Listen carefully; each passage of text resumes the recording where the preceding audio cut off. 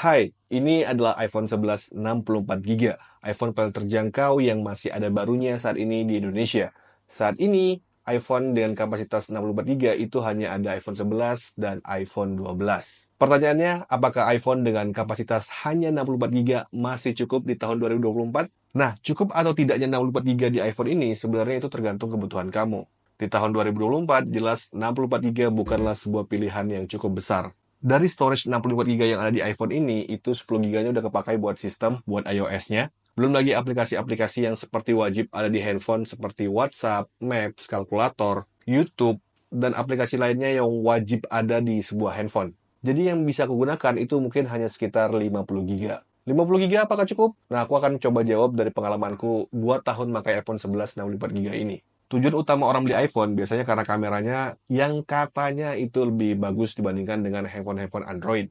Ya, memang kamera iPhone 11 itu udah cukup bagus, bisa ngerekam sampai 4K juga. Tapi dengan kapasitas yang hanya 50 GB, kita nggak bisa leluasa ngambil foto dan video yang ingin kita abadikan. Aku 3 bulan pakai handphone ini, itu memorinya udah penuh.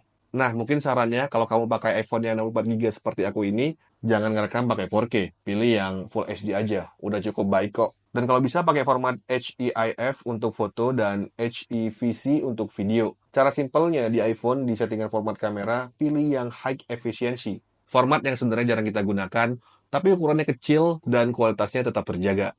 Yang jadi masalah adalah format ini nggak otomatis kebaca di Windows. Jadi kalau kita pindahin fotonya ke Windows, itu nggak bisa langsung kebuka.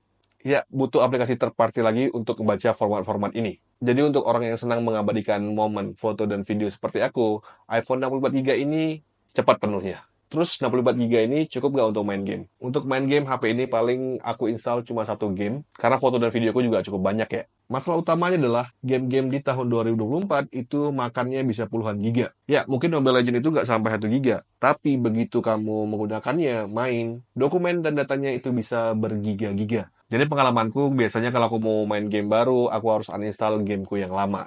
Yang mana kadang menyebalkan. Untung aku bukan orang yang senang main game di handphone, jadi nggak terlalu masalah. Buat kamu yang senang main game di handphone dan ingin install sampai 4-5 games di iPhone 64 GB ini, jelas nggak akan cukup. Tapi kalau kamu menggunakan iPhone 64 GB hanya untuk keperluan sehari-hari, scoring sosial media, nonton Netflix atau YouTube, video callan, dipakai buat foto dan video sekali-sekali, nggak terlalu sering. Ya, 64 GB itu masih cukup-cukup aja. Kalau aku pribadi gimana? Apakah cukup? Ya, dicukup-cukupin aja sih sebenarnya, dan butuh effort juga. Jadi dulu tiap 3 bulan sekali aku backup foto dan video di iPhone ini. Lalu chat-chat WA yang nggak penting, yang nggak dikenal, itu juga aku hapus chatnya. Dan beberapa usaha lainnya. Pada akhirnya aku malas ribet dan akhirnya beli iCloud Plus. Aku pakai iCloud Plus yang paling murah, 15.000 per bulan atau 180.000 per tahun dengan kapasitas 50 GB. Sebenarnya ini pilihan yang cukup masuk akal sih. iPhone 11 64 GB dengan iPhone 11 128 GB, itu bedanya 2,5 juta. Kalau kamu beli iCloud Plus yang harganya 180.000 per tahun, selama 5 tahun itu baru 900.000. Jadi perhitunganku kemarin ya udahlah pakai iCloud Plus aja. Di iCloud Plus yang hanya 50 GB, jelas aku nggak membackup semua file dan settingan di HP ini. Yang aku letakin di iCloud itu hanya foto, video, dan backup WhatsApp. Backup WhatsApp itu penting banget. Karena aku pernah ngerasain kehilangan history chat WhatsApp, dan itu berhubungan dengan pekerjaan, dan itu buat pusing banget. Jadi, chat WhatsApp harus di backup di iCloud Plus. Sementara untuk nyimpan foto dan video di iCloud Plus, aku pilih yang Optimize iPhone Storage. Jadi file gedenya itu ada di iCloud dan file kecilnya itu ada di iPhone-ku. Jadi pas aku mau lihat foto dan kualitas aslinya, dia ngedownload selama ada koneksi internet. Kalau nggak ada koneksi internet, ya nggak bisa lihat foto dengan kualitas aslinya. Jadi apakah iPhone dengan kapasitas hanya 64 GB masih cukup di tahun 2024? Masih cukup dengan beberapa syarat pastinya. Semua balik lagi ke kamu sebagai pengguna.